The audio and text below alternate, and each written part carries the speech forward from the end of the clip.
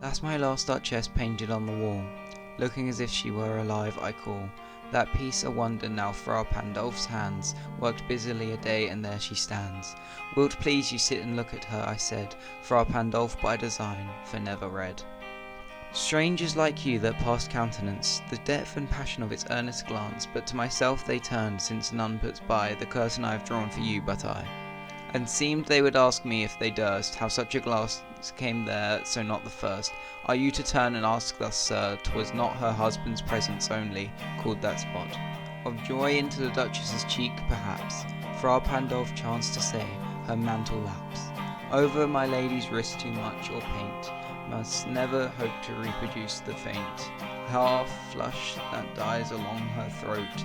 Such stuff was courtesy, she thought, and cause enough for calling up the spot of joy she had a heart, how shall I say, too soon made glad.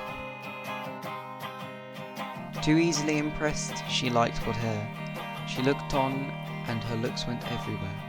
Sir, 'twas all one, my favour at her breast, the dropping of daylight in the west, the bar of cherries some officious fall, broke into the orchard for her, the white mule. She rode with round the terrace, and all each would draw for her alike the approving speech.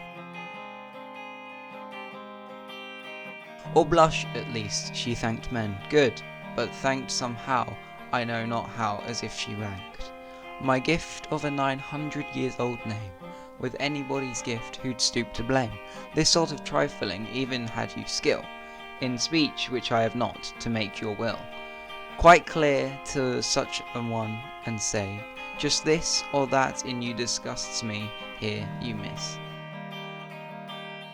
Or there exceed the mark, and if she let herself be less than so, nor plainly set her wits to yours, forsooth, and made excuse, e'en then would be some stooping, and I choose never to stoop. Oh, sir, she smiled, no doubt, where I passed her, but who passed without. Much the same smile this grew, I gave commands, then all the smiles stopped together. There she stands, as if alive. Wilt please you rise, we'll meet the company below, then I repeat.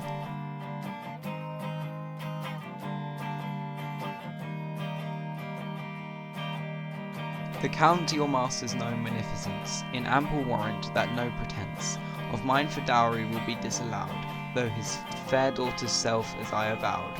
At starting is my object, nay we'll go together down, sir, notice Neptune though, a taming sea-horse though a rarity, which Claus of Innsbruck cast in bronze for me,